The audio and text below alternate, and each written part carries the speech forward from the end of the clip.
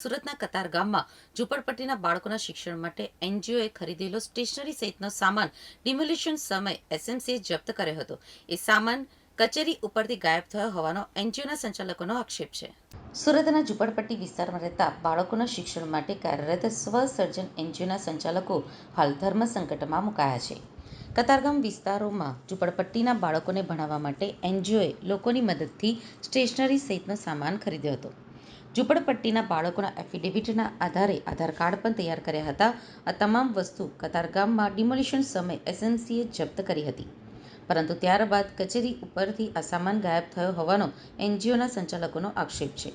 તો બીજી તરફ આ બાબતે એસએમસીના અધિકારીઓ તપાસ કરાવી લેવાનું કહી એકબીજાને ખો આપી રહ્યા છે. ત્યારે એનજીઓને ચિંતા એ ઉપજી છે કે જો સામાન પરત નહીં મળે તો ગરીબ વિદ્યાર્થીઓના શિક્ષણનું શું થશે. એનજીઓએ માંગ કરી છે કે એસએમસી તેઓનો જપ્ત કરેલો સામાન પરત કરે અથવા તો પૈસા આપે. સ્વસર્જન એનજીઓ સુરતમાં રખડતા અને અનાથ બાળકોના શિક્ષણ માટેની વ્યવસ્થા કરવાનું કામ કરે છે. શહેરના અલગ અલગ વિસ્તારોમાં ગરીબ પરિવારોના જે બાળકો રખડતું ભટકતું જીવન જીવતા હોય છે તેવા બાળકોને શિક્ષણ આપવા માટેનો પ્રયાસ આ એનજીઓ દ્વારા કરવામાં આવી રહ્યો છે. કતારગામ વિસ્તારમાં રહેતા એનજીઓના સંચાલકો દ્વારા અહીંયા પણ પાડા વિસ્તારની આસપાસ જે ગરીબ બાળકો છે તેમને ભણાવવામાં આવતા હતા.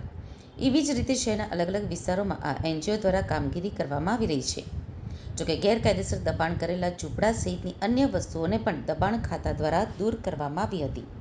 એ દરમિયાન આ એનજીઓ દ્વારા જે બાળકો માટે સ્ટેશનરીનો સામાન્ય એકત્રિત કરવામાં આવ્યો હતો એટલે કે સામાન એકત્રિત કરવામાં આવ્યો હતો તે પણ દબાણ ખાતા દ્વારા લઈ જવામાં આવ્યો હતો. પરંતુ આશ્ચર્યજનક રીતે આ તમામ સામાન ગુમ થઈ ગયો હોવાનું જણાઈ આવે છે. સ્વસર્જન એનજીઓના સંચાલક માનસી સોજિત્રાએ જણાવ્યું હતું કે અમે જે ગરીબ અને રખડતા બાળકોને અભ્યાસ આપી રહ્યા છીએ ત્યાં જ દબાણ હટાવવાની કામગીરી શરૂ થઈ હતી.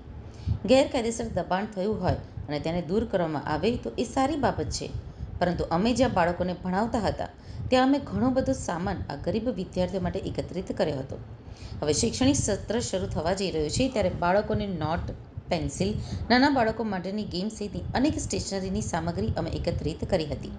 જ્યારે દબાણ હટાવવાની કામગીરી થઈ હતી ત્યારે અમને જાણ થઈ ન હતી. પાછળથી જ એની સ્થાનિક લોકોએ જાણ કરતાં અમે ઝોન ઓફિસે પહોંચ્યા હતા, જ્યાં અમારો સામાન ત્યાં અમે જે રીતે બોક્સમાં પેક કર્યો હતો તે જ રીતે પડેલો હતો, પરંતુ કાર્યપાલક હાજર ન હોવાના કારણે મેડમને મળ્યા બાદ જ તમારો સામાન પરત આપવામાં આવશે તેવું કહેવામાં આવ્યું હતું. ત્યારબાદ જ્યારે ફરીથી અમે ત્યાં મેડમને મળવા પહોંચ્યા ત્યારે અમારો સામાન ઝોન ઓફિસ ઉપરથી ગાયબ થઈ ગયો હતો. ત્યાં નોકરી કરતા અધિકારીઓને અમારા સામાન વિશે પૂછતા તેમણે અમને યોગ્ય જવાબ આપ્યો ન હતો. અમારા અનાથ અને ગરીબ બાળકોની સ્ટેશનરીનો સામાન ચોરી થઈ ગયો છે, પરંતુ હવે અધિકારીઓ હાથ ઊંચા કરી દીધા છે અને અમને કોઈ સ્પષ્ટતાથી જવાબ આપી રહ્યા નથી. ગરીબ રખડતા બાળકોના સામાન જેમાં સ્કૂલ બેગ સહિતની અનેક ચીજવસ્તુઓ હતી તે હવે તેમને પરત કોણ આપશે? એટલું જ નહીં, પરંતુ અમે એફિડેવિટ કરીને આ બાળકોના આધાર કાર્ડ પણ કરાવ્યા હતા તે પણ ત્યાં જ મૂક્યા હતા, તે પણ ચોરાઈ ગયા છે. અમે સ્વસર્જન ફાઉન્ડેશન ચલાવીએ છીએ. આવા જે રોડ ઉપર બચ્ચાઓ રહેતા હોય એમને અમે ફ્રીમાં એજ્યુકેશન ને એવું બધું પ્રોવાઈડ કરીએ છીએ અને પછી સ્કૂલમાં એડમિશન કરાવીએ છીએ કે જેનાથી કોઈ પણ એક પણ છોકરાઓ શિક્ષણથી વંચિત ના રહે. તો એ અહીંયા જ્યારે ડિમોલિશન થયું તો ત્યારે અમારો બધો ફાઉન્ડેશનનો જેટલો બી સામાન હતો એ બધો સામાન એ લોકો કતારગામ ઝોન ઓફિસ પર લઈ ગયા હતા અને ત્યાં એ કતારગામ ઝોન ઓફિસ ઉપર ગમે તેમ અમારી વસ્તુ પડેલી હતી. અમે જ્યારે ત્યાં લેવા માટે ગયા તો ત્યારે અમને એવું કીધું હતું કે તમે લોકો અત્યારે સોમવારે આવો, મેમ અત્યારે રજા પર છે.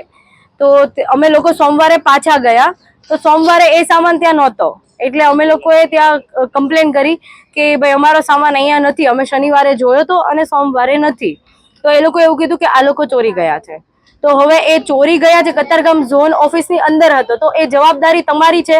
અગર તમે સામાન સાચવી નથી શકતા તો પછી તમે લઈ પણ નહીં જાઓ.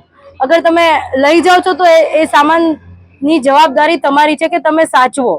તો હવે એ સામાન નથી તો આનું અમને રિટર્ન ક્યારે મળશે એ સામાન? અગર એ અને આ બધો એજ્યુકેશનનો સામાન હતો આ બચ્ચાઓનો, જે હવે સ્કૂલ ઓપન થવાની છે તો એ લોકોનો અમે સામાન બધો લીધો હતો. બુક્સ હતી, સ્ટેશનરી હતી, એ લોકોની ગેમ્સ હતી, બધું જ હતું. હવે એમાંથી એક બી સામાન અમને ત્યાં નથી મળ્યો, ખાલી 5-6 બેગ સિવાય બીજું અમને કંઈ જ નથી મળ્યું. તો હવે સ્કૂલ ઓપન થશે તો આ લોકોનું શું? અને એ પર્સનલી અમે યંગ યુથ અમે કોન્ટ્રીબ્યુટ કરીને આ બધી વસ્તુઓ અમે લોકો આ લોકોને એજ્યુકેશનનો સામાન અમે પ્રોવાઈડ કરતા હોઈએ છીએ. આમાં ગવર્મેન્ટ તો અમને હેલ્પ નથી કરતું, પણ અમે પર્સનલી એવું ઈચ્છીએ છીએ કે કોઈ પણ બાળક આવી રીતે શિક્ષણથી વંચિત ના રહે. અમે લોકો આવનારી પેઢીને સિક્યોર કરવા જઈ રહ્યા છીએ કે એ લોકો ભવિષ્ય એ લોકોનું સારું બને. તો એટલીસ્ટ અમે આમાં હેલ્પ જોઈએ છે કે તમે મને આવા સામાન જે બી છે એ મને રિટર્ન કરો, અને જો સામાન તમે રિટર્ન નથી કરી શકતા તો પછી એની જેટલી બી કિંમત છે ને એ અમને રિટર્ન કરો.